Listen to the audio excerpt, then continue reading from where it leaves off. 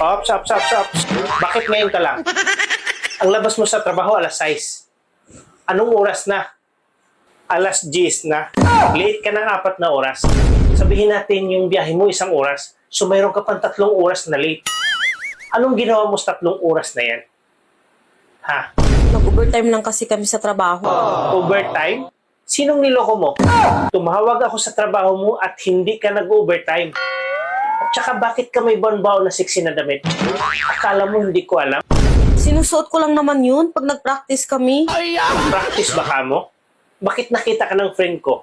Sexy ang suot mo at pumasok kayo sa hotel. Saan ang practice doon? Kasama kasi sa practice yun. Kasama sa practice?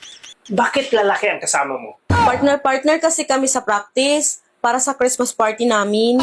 Hindi ka ba nagsisinungaling? Hindi naman ako nagsisinungaling.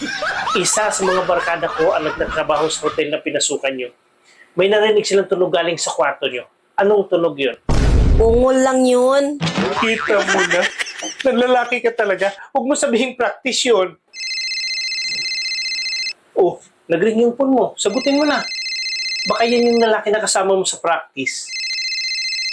Ano sabihin ko? Sabihin mo na huwag na niya ulit gawin yung ginawa niya sa'yo.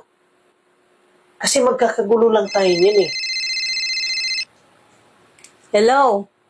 Sa susunod, wag mo na ako. Anong nantay mo? Sabihin mo na.